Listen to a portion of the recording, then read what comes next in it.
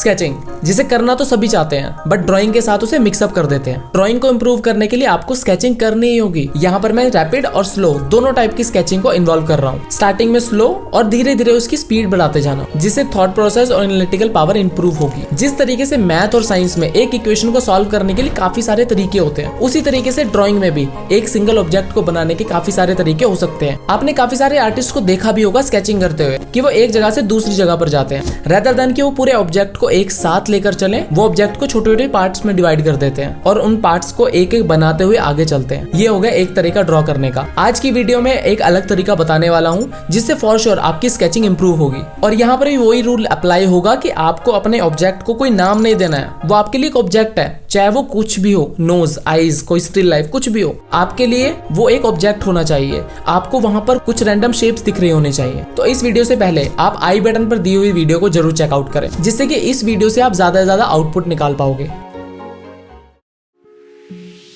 तो आज की वीडियो हम देखने वाले हैं स्केचिंग को और अच्छे तरीके से कैसे किया जाता है। आई डोंट नो पहले आप स्केचिंग कैसे करते आए थे, बट इस वीडियो में आपको थोड़ा और सिंप्लीफाई तरीका बताऊंगा, थोड़ा और आसान तरीका बताऊंगा स्केचिंग करने का, या फिर चीजों को किस तरीके से देखा जाता है उसको भी सिंप्लीफाई करेंगे। तो सबसे पहले आपको इन 3 चीजों का बहुत खास ध्यान रखना है। सबसे पहला है लाइट स्ट्रोक्स। लाइट स्ट्रोक्स मतलब जिनकी वैल्यू काफी ज्यादा लाइट है, बहुत कम प्रेशर के साथ हम स्ट्रोक्स को चलाते हैं इस तरीके से। वो किसी भी डायरेक्शन में हो सकते हैं। तो इन स्ट्रोक्स को सबसे पहले ड्रॉ करने की प्रैक्टिस करो। स्ट्रेट स्ट्रोक्स को, कर्व्स को, कुछ भी कर्व्स आ सकती है उसमें, एक सर्कल भी आ सकता है। Even try to make a triangle, एक स्क्वायर बनाओ, कुछ भी शेप आप बनाओ, बट जो उसकी वैल्यू है वो काफ़ी लाइट होनी चाहिए इस तरीके से। सेकेंड एलिमेंट आता है हमारा डार्क स्ट्रोक्स। डार्क स्ट्रोक्स मतलब जिनकी वैल्यू थोड़ी डार्क है, कुछ इस तरीके से। फॉर श्योर आप इस तरीके के स्ट्रोक्स तो बना ही लेते होगे। हर डायरेक्शन में स्ट्रोक्स, बस इनकी वैल्यू डार्क होगी। अब इन दोनों को मैंने अलग से क्यों बताया, क्योंकि जब हम स्केचिंग कर रहे होते हैं इनिशियली आपको लाइट स्ट्रोक्स अप्लाई करने हैं। इनिशियल स्टेज में आपको लाइट स्ट्रोक्स अप्लाई करने हैं, क्योंकि लाइट स्ट्रोक्स एक तरह से हेल्पिंग स्ट्रोक्स होते हैं जो आपको बताते हैं कि आपको हर चीज की प्लेसमेंट कहाँ पर करनी है, एरिया फाइंड करने और प्रोपोर्शन को सही जज करने में यूजफुल होता है जो लाइट स्ट्रोक्स होते हैं। जब हम स्टार्टिंग में कुछ लाइट स्ट्रोक्स को प्लेस करा रहे हैं, कुछ पॉइंट्स को लगा रहे हैं, तो एक तरह से हमारे दिमाग में वो इमेज बन रही है पेज पर। एक आर्टिस्ट के लिए जब भी कोई ऑब्जेक्ट वो बना रहा है, उसके दिमाग में वो आंखें उस पेज पर वो पहले से ही बना चुकी होती हैं, बट उसको रखने के लिए हमें सबसे पहले लाइट स्ट्रोक्स को देना बहुत जरूरी है। और जब हम ये लाइट स्ट्रोक्स रख देंगे, उसके बाद हमें डार्क स्ट्रोक उनके ऊपर अप्लाई करने हैं। अब डार्क स्ट्रोक्स कहीं ना कहीं फाइनल स्ट्रोक प्लेसमेंट को दर्शाते हैं और एक फिनिश्ड आर्टवर्क को दर्शाते हैं कि हाँ, हमारी जो आर्टवर्क है वो फिनिश हो चुकी है। यही हम लाइन आर्ट में भी यूज करते हैं कि जहां आपको शैडो वाला पार्ट दिख रहा है, जहां आपको डार्क एरिया दिख रहा है, वहां पर हम डार्क स्ट्रोक्स यूज करेंगे, और जहां पर आपको कोई लाइट वैल्यू दिख रही है, लाइट एरिया दिख रहा है, वहां पर हम लाइट स्ट्रोक्स यूज करेंगे। वो लाइन आर्ट में होता है। यहाँ पर हम थोड़ा सा उसको निकाल कर अपनी स्केचिंग में यूज कर रहे हैं। कैसे, दोबारा बता रहा हूँ। देखिए कि जब हम कोई आर्टवर्क स्टार्ट कर रहे हैं, इनिशियल स्टेज पर हम लाइट स्ट्रोक्स लगाते हैं, क्योंकि हमें अभी नहीं पता कि हमारा जो ऑब्जेक्ट की प्लेसमेंट है वो एग्जैक्ट में कहाँ होनी चाहिए। फॉर एग्जाम्पल अगर मैं कोई चीज़ बना रहा हूँ, फॉर एग्जाम्पल मैं कोई पॉट बना रहा हूँ और मेरे को भी उसकी प्लेसमेंट नहीं पता, तो मैंने क्या किया, उसकी एक तरह से एक रफ प्लेसमेंट कर दी। अब इसका मतलब ये नहीं है कि मेरे को इस पॉट को इसी जगह पर रखना है और यही प्रोपोर्शन में रखना है। मैं उसको थोड़ा बड़ा भी कर सकता हूँ, मैं उसे लेफ्ट साइड से थोड़ा छोटा भी कर सकता हूँ। इट्स अप टू मी, क्योंकि मैंने अभी लाइट स्ट्रोक्स दिए, मैंने उसको फाइनलाइज नहीं किया। फाइनलाइज मतलब डार्क स्ट्रोक से यूज करना। बट एक बार अगर मैंने इसे डार्क कर दिया, मैंने यहाँ पर डार्क स्ट्रोक्स अप्लाई कर दिए अगर, तो ये कहीं ना कहीं दर्शाएगा कि मैंने अपना आर्टवर्क फिनिश कर दिया है। अब इस स्टेज पर चेंज कर पाना मुश्किल है।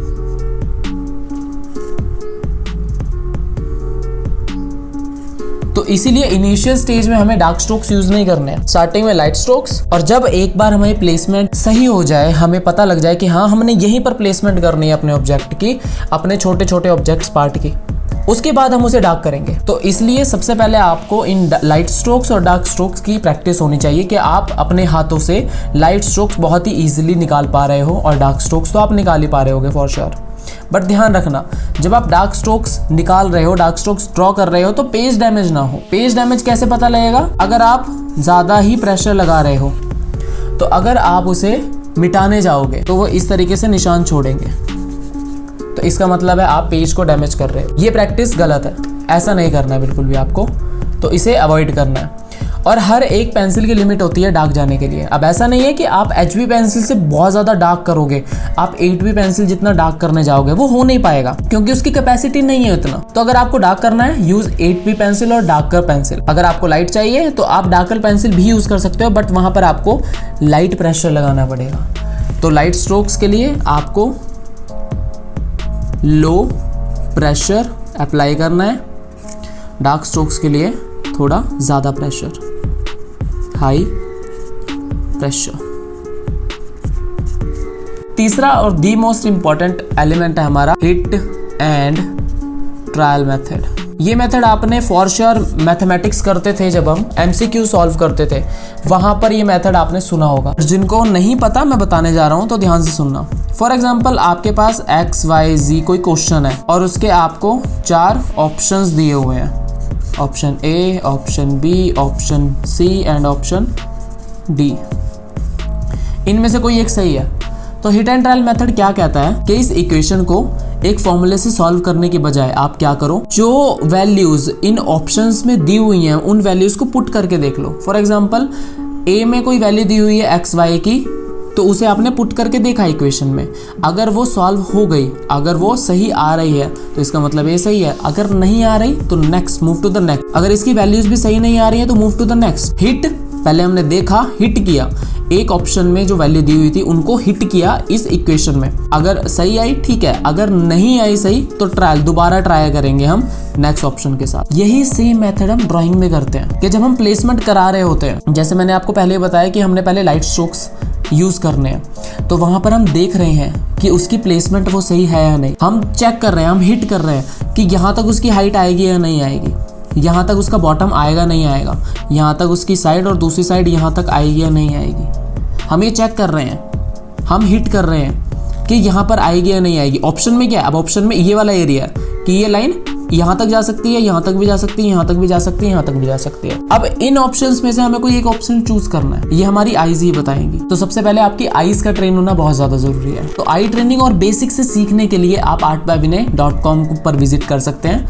जहां पर आपको रूट्स ऑफ आर्ट ट्रेनिंग मिलेगी, जहां पर बेसिक से किस तरीके से ड्रॉ किया जाता है बिल्कुल स्क्रैच से सिखाया हुआ है। तो यहाँ पर आपको काफी सारे ऑप्शंस मिल जाएंगे, जिनमें से आपको किसी एक ऑप्शन को चूज करना है और उसे सिलेक्ट करके उसे डार्क कर देना है। ये था हमारा हिट एंड ट्रायल मेथड। अब हम कुछ ड्रॉ करके देखते हैं। सबसे पहले हम इजी चीजें ड्रॉ करेंगे और इन्हीं 3 एलिमेंट्स का यूज करते हुए आगे किस तरीके से ड्राइंग की जाती है, किस तरीके से स्केचिंग की जाती है, हम वो देखेंगे। सबसे पहले हम स्टिल लाइफ को ड्रॉ करेंगे, उसके बाद हम फिगर ड्राइंग करेंगे। तो मेरे सामने यहाँ पर एक फोटो रखी हुई है, जिसमें मेरे को एक पॉट दिख रहा है और एक बॉल है जिसके अंदर 4 ऑरेंजेस हैं और एक बाहर ऑरेंज पड़ा हुआ है। अब इनिशियली हमें ये ध्यान रखना होता है, जब भी हम किसी चीज को ड्रॉ कर रहे हैं, डोंट नेम इट, उसे नाम बिल्कुल भी नहीं देना है, वो हमारे लिए एक ऑब्जेक्ट होना चाहिए। फॉर एग्जाम्पल अगर मैं एक पॉट को देख रहा हूँ तो उसकी शेप मुझे कहीं ना कहीं रेक्टेंगल जैसी लग रही है, बट रेक्टेंगल बॉटम से बड़ा और ऊपर से छोटा है, तो उसकी प्लेसमेंट मैं सबसे पहले कराऊंगा। और एक बॉल जो है वो भी मेरे को एक रेक्टेंगल की तरह दिख रहा है, जो बॉटम से छोटा और टॉप से बड़ा है।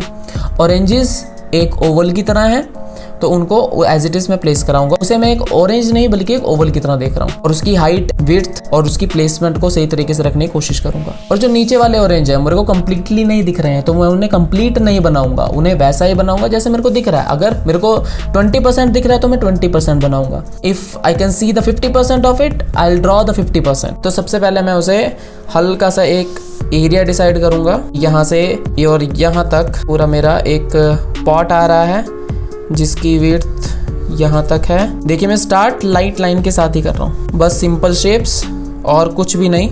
बाद में मैं इन्हें चेंज भी कर सकता हूँ, कोई ऐसा नहीं है कि इन्हें चेंज नहीं कर सकता। मैं बहुत ही रफ लाइंस क्रिएट कर रहा हूँ जो कि फाइनल नहीं है, बहुत ही लाइट लाइंस, और साथ ही साथ रिलेशंस भी बनाते हुए चल रहा हूँ चीज़ों के बीच में। फॉर एग्जाम्पल ये वाला पार्ट और जो इसका हैंडल है वो एक लाइन में तो है बट ये थोड़ा सा ऊपर आ रहा है, तो मैं इसे थोड़ा नीचे करने की कोशिश करूँगा जब मैं ड्रॉ करने जाऊँगा इसे बाद में। और जो इसकी जो बॉटम है अगर मैं उसे एक्सटेंड करता हूँ और थोड़ा सा मेरे को नीचे आना पड़ेगा इस बाउल के लिए। अब मेरे को यहाँ पर टॉप पर क्या दिख रहा है, ऑरेंज और उसकी पत्तियाँ, तो मैं ऑरेंज को ले रहा हूँ कि ऑरेंज कहाँ तक मेरे को दिख रहा है। तो मैं इसे थोड़ा छोटा करूँगा क्योंकि मेरे को लग रहा है कि ये थोड़ा बड़ा हो गया है, नीचे से थोड़ा छोटा। देखिए तभी ये लाइट लाइंस यहाँ पर यूज़फुल साबित हो रही हैं। मैं इनको चेंज कर पा रहा हूँ इसीलिए। बाद में अगर मैं इन्हें इरेज भी करता हूँ तो वो बहुत ईजिली इरेज भी हो जाएंगे। यहाँ तक आ रहा है, यहाँ से थोड़ा नीचे ही आ रहा है ऑरेंज, और यहाँ तक आया उसका बॉटम, और जो बॉल है वो जा रही है तकरीबन यहाँ तक।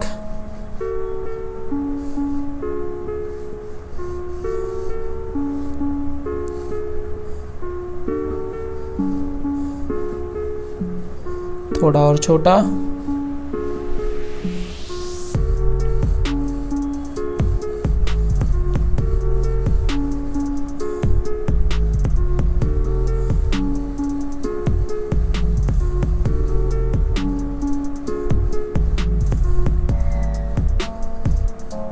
जो चीज़ें जितनी जितनी दिख रही हैं उतनी ही बनाऊंगा। थोड़ा बहुत ऊपर नीचे भी होता है चलेगा, कोई बात नहीं, स्टार्टिंग आपकी है। देखिए यहाँ पर मैं कोई इरेजर का यूज़ नहीं करूँगा कि उसे सही करने के लिए मेरे को इरेजर चाहिए, नहीं, बल्कि मैं डार्क स्ट्रोक्स का अप्लाई करूँगा। अब थोड़ा थोड़ा मैं डार्क करता हुआ चल रहा हूँ। देखिए कि उसकी जो प्लेसमेंट जहाँ पर आनी चाहिए वहीं पर आ रही है। अब यहाँ पर मेरे को शेप और उसकी प्लेसमेंट को ध्यान रखना है कि वो अपनी सही जगह पर है या नहीं।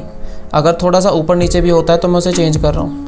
और मेरी आइज़ में ये सेव है कि वो किस सही जगह पर है, कि वो जो स्ट्रोक है वो सही वाला कौन सा है। अब देखिए यहाँ पर भी मैंने पहले स्ट्रोक मारा था बट मैंने फाइनलाइज ये किया, फाइनलाइज कैसे लग रहा है वो, क्योंकि मैंने इसे डार्क किया है। डार्क किया है इसका मतलब ये है कि ये वाला ज़्यादा जल्दी आपको दिख रहा है रेदर देन दिस।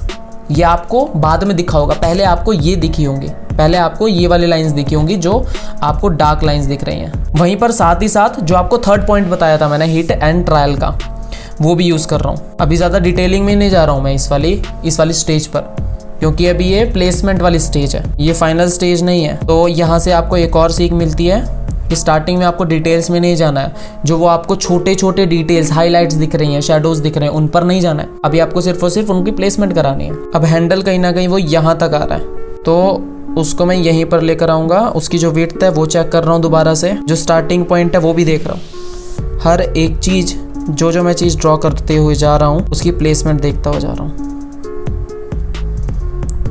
और फॉर श्योर इस वीडियो से पहले आपको जो आई बटन में वीडियो दी हुई है उसे देखना बहुत ज़्यादा ज़रूरी है, वरना ये वाली वीडियो आपको अच्छे तरीके से समझ नहीं आएगी। और अगर आप फिर भी देख रहे हो अपने रिस्क पर देखना। देखिए मेरा हाथ किस तरीके से मूव कर रहा है। लास्ट वाली वीडियो में मैंने एक और चीज़ के बारे में आपको बताया था कि पावर ऑफ इमिटेशन। यहाँ पर किस तरीके से मेरा हाथ मूव कर रहा है उसको देखो,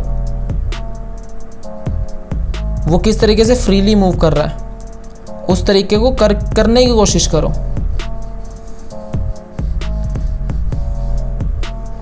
और एक और चीज, इस तरीके से ब्रेकअप लाइंस का यूज मत करना। ये वाली लाइंस यूज मत करना, इससे हमारा कॉन्फिडेंस लो होता है और जो हमारा आर्टवर्क है वो क्लीन नहीं लगता। हाँ आई नो काफ़ी सारे आर्टिस्ट इस तरीके से भी अच्छी ड्राइंग बना लेते हैं, बट आप अभी बिगिनर स्टेज पर हो, आपकी अभी स्टार्टिंग है। तो अगर आप स्टार्टिंग से ही ये वाली आदत डालोगे और इस तरीके से अपने आर्टवर्क को आगे लेकर जाओगे तो वो ज़्यादा आपको भी अच्छा नहीं लगेगा, और जब आपको अच्छा नहीं लगेगा तो आप आगे कंटिन्यू नहीं करोगे। तो दैट्स वाई इस तरीके की लाइन्स अवॉइड ही करना। अब मैं एकदम से इनको डार्क नहीं कर रहा हूँ। देखो जैसे मैंने ये शेप यहाँ पर रखी हुई थी, तो अब मेरे को क्या लग रहा है ये शेप थोड़ी बड़ी है, तो मैं इसे छोटा भी कर सकता हूँ।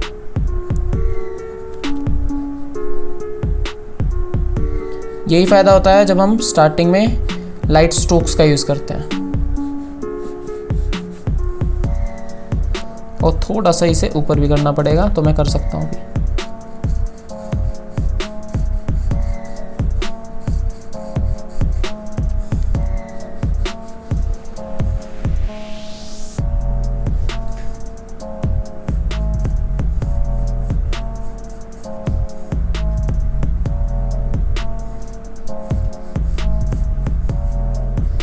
अब मैं जाऊंगा धीरे धीरे और वहां पर डार्क स्ट्रोक्स ज़्यादा करूंगा जहां पर मेरे को डार्क एरिया दिख रहा है। फॉर एग्जांपल ये वाला एरिया है, यहाँ पर मेरे को सबसे ज़्यादा डार्कनेस शो हो रही है, तो मैं इसे डार्क करूंगा।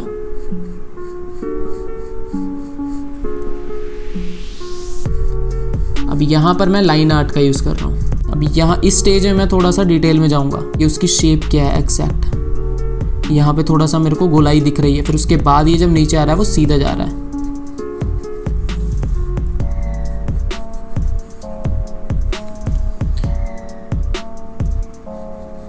अब यहाँ पर मैं किसी इरेजर का यूज़ नहीं करूँगा, उसे सही प्लेस कराने के लिए वो जो लाइट स्ट्रोक है वो दिखे ना, ऐसा नहीं करूँगा। मैं वो बिना यूज़ करे भी अपने आर्टवर्क को पॉप करा सकता हूँ। जहाँ मैं ध्यान लेकर जाना चाह रहा हूँ कि वहीं व्यूअर का ध्यान जाए। ये करते हुए भी मैं ब्रेकअप लाइन्स यूज़ नहीं कर रहा हूँ। यहाँ पर मैं टेपर स्ट्रोक्स का यूज़ कर रहा हूँ, वो मैं बताता हूँ अभी टेपर स्ट्रोक्स किस तरीके से किए जाते हैं। देखिए, एक तो आते हैं ऑर्डिनरी स्ट्रोक्स जो कि होते हैं इस तरीके से, जिनका स्टार्टिंग और एंडिंग पॉइंट आपको क्लियरली दिख रहा होता है। दूसरी तरफ होते हैं टेपर स्ट्रोक्स, कुछ इस तरीके से।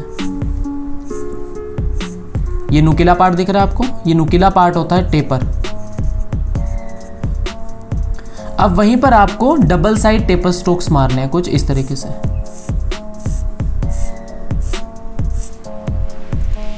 इन्हीं स्ट्रोक्स का यूज कर रहा हूं मैं यहां पर, कि अगर मेरे को एक लाइन यहां से यहां तक एक बारी में नहीं जा पा रही है तो मैं उसे ब्रेक तो करूं बट वो लगे ना।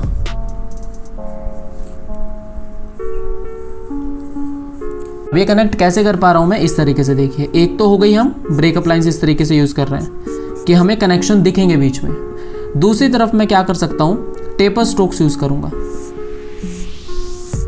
कुछ इस तरीके से, जहां पर हमें कनेक्शन दिखेंगे ही नहीं। वही चीज मैं यहां पर यूज कर रहा हूं। बारी आती है फ्रूट्स की, तो उसकी मेरे को प्लेसमेंट पता है कि कहां पर सही है कहां पर गलत, तो जो सही प्लेसमेंट है उसे ही डार्क करूंगा बस मैं।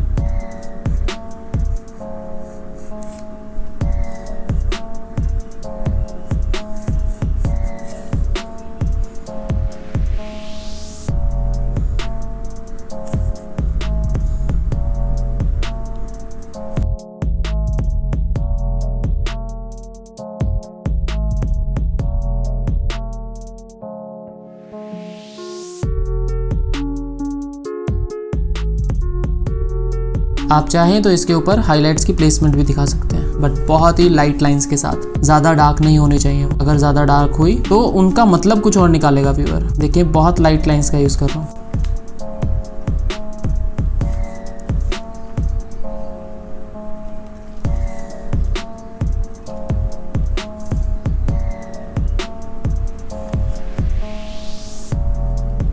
उनकी शेप और प्लेसमेंट सही होनी चाहिए। थोड़ा सा अगर इधर उधर हुआ तो चलेगा, कोई बात नहीं। सिर्फ और सिर्फ हाइलाइट्स की प्लेसमेंट कराते ही एक अलग ही फील आ रही है इसमें। ऑलराइट, चलते हैं नेक्स्ट पर। तो अब हम ड्रॉ करने वाले हैं एक फिगर। सामने आपको एक फोटो दिख रही होगी, एक रेफरेंस फोटो दिख रही होगी जिसमें एक लड़की बुक पढ़ते हुए चलती हुई जा रही है।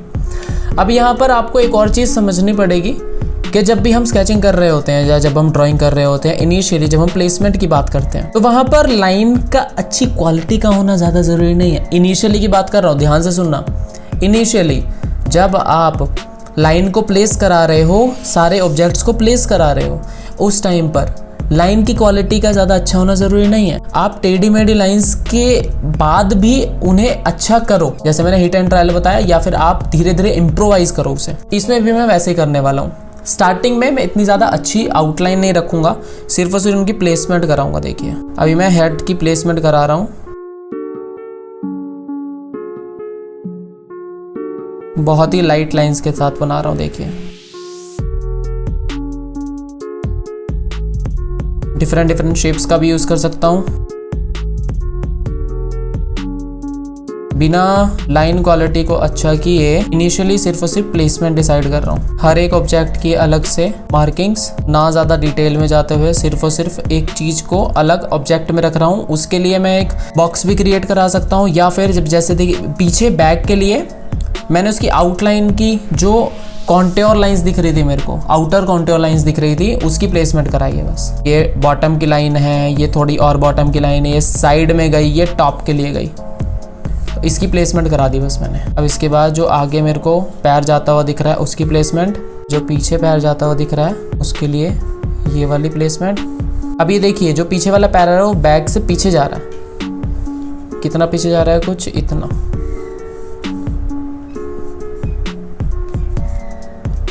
और जूते के लिए भी कुछ इस तरीके से। फॉर एग्जांपल मेरे को इसका पैर अगर बड़ा लग रहा है तो मैं इसे छोटा भी कर सकता हूँ यहाँ से।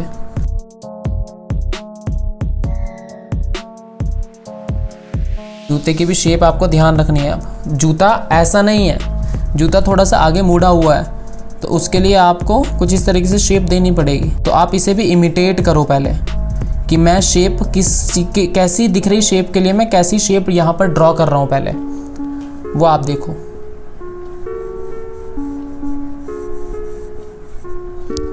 ये आगे बालों के लिए। अब इसके बाद मैं थोड़ा इसे डार्क करके इसे थोड़ा और फाइनलाइज कर सकता हूँ। इसके लिए जब मैं देखिए मैं यहाँ पर दोबारा से ट्राइपॉड ग्रिप पर आऊँ।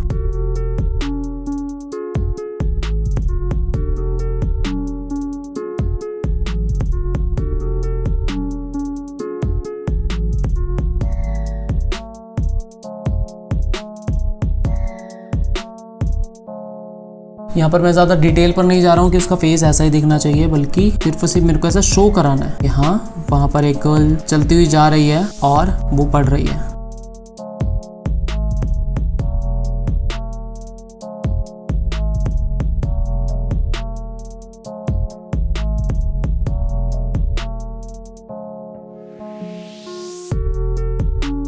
जितना ज़्यादा हो सकता है उतना ज़्यादा सही होने की कोशिश कर रहा हूँ। ये इनिशियली तो मैंने बहुत ही आसान फिगर लिया है, इसके बाद हम थोड़ा मुश्किल फिगर भी ट्राई करेंगे, वो हम ट्राई करेंगे नेक्स्ट वीडियो में, जिससे कि ये वाली वीडियो अगर मैं इस वाली वीडियो में कराने लगूँगा तो ये बहुत ज़्यादा लंबी हो जाएगी। दैट इज़ वाई हम उसे नेक्स्ट वीडियो में कवर करेंगे। जैसे यहाँ से हाथ जहाँ पे पहले मैंने लाइन लगाई थी वो लाइन नहीं ली है मैंने, उनको थोड़ा सा मैंने चेंज किया है जब मैं थोड़ा डार्क जा रहा हूँ। सेम है बुक के साथ। यहाँ से मेरे को हाथ दिख रहा है, हाथ के लिए भी मैं थोड़ी सी ही आइडिया दूंगा कि हाँ वहाँ पर हाथ है, उंगलियों का थोड़ा सा आइडिया और देकर छोड़ दूंगा बस।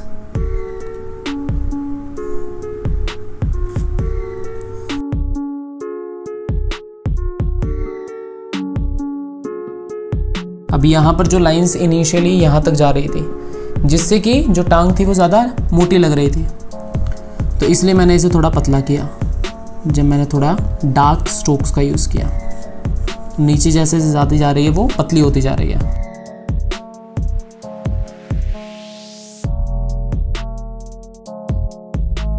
यहाँ से इस तरीके से मुड़ेगा। अब इसमें भी हम थोड़ी सी डार्क लाइंस का यूज़ कर सकते हैं कहीं कहीं पर। जैसे बैग हमें ज़्यादा डार्क लग रहा है तो उसे हम थोड़ा ज़्यादा डार्क कर देंगे। जो कॉन्ट्योर लाइंस हैं उसमें तो हम बहुत ज़्यादा डार्क यूज़ कर सकते हैं, पर जो उसके ऊपर बैक के ऊपर हमें शेडो वाला पार्ट दिख रहा है उसके लिए थोड़ा सा हमें लाइट लाइंस का यूज़ करना और टेपर लाइंस का यूज़ करना है। फॉर एग्जांपल लाइक दिस, इस वाले रीजन में, क्योंकि ये क्लोथ के ऊपर का बम्प दिख रहा है तो उसे हमें ज़्यादा डार्क नहीं करना है, प्लस टेपर ही रखना है। एल्बो में भी देखिए एक एल्बो को पूरी एक लाइन में कवर नहीं किया है, बल्कि पार्ट्स पे अलग अलग डिवाइड किया है। अगर मैं क्योंकि एक ही लाइन में करता तो वो एक लाइन में अजीब लगता। फॉर श्योर आप भी स्टार्टिंग में यही करते आए हो और इसी कारण से वो सही नहीं लगती, तो पार्ट्स में डिवाइड करना सीखो। सेम अभी यहाँ पर अगर हम इंडिविजुअल शेप देखते हैं इस वाले पार्ट की खाली, तो वहाँ पर हमें एक हाथ दिख ही नहीं रहा है। अगर हम इस वाले पार्ट को इंडिविजुअली देखेंगे तो हमें ऐसा लगेगा ही नहीं कि वो एक हाथ है। यही खास बात होती है जब हम फोरशॉर्टनिंग में या किसी अलग अलग डिफरेंट एंगल पर चीज़ों को देख रहे होते हैं या बॉडी पार्ट्स को देख रहे होते हैं, ये खूबसूरती होती है। बालों पर भी वही वाला पार्ट डार्क कर रहा हूँ जहाँ पर मेरे को सबसे ज़्यादा डार्क एरिया दिख रहा है। चलिए एक और फिगर बनाकर देखते हैं। इसमें मैं कुछ बताऊंगा नहीं, सिर्फ और सिर्फ आप टाइम लैप्स देखो कि किस तरीके से मैं बना रहा हूँ और खुद से आइडेंटिफाई करने की कोशिश करो कि किस टाइम पर मैं क्या कर रहा हूँ, किस टाइम पर मैं लाइट स्ट्रोक्स मार रहा हूँ, किस टाइम पर मैं सेकंड एलिमेंट और किस टाइम पर मैं थर्ड एलिमेंट का यूज़ कर रहा हूँ।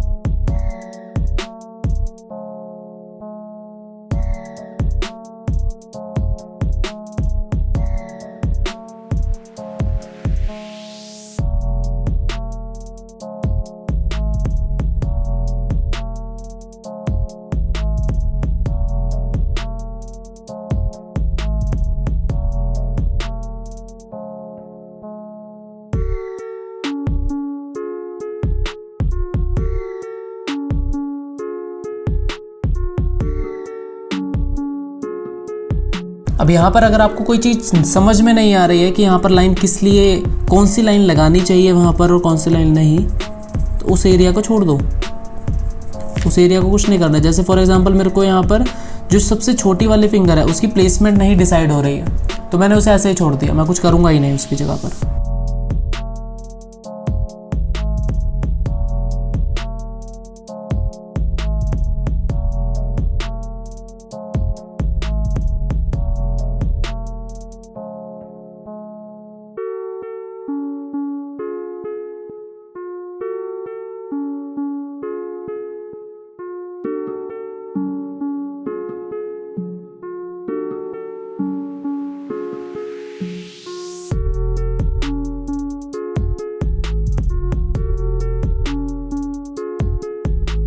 इस स्टेज में भी मैं अपनी चीज़ों को अलग अलग जगह पर रख रहा हूँ, वो फाइनल नहीं है, क्योंकि इस स्टेज पर मैं रिलेशन भी क्रिएट कराते हुए चल रहा हूँ कि यहाँ से यहाँ तक का गैप वो सही आ रहा है या नहीं आ रहा है।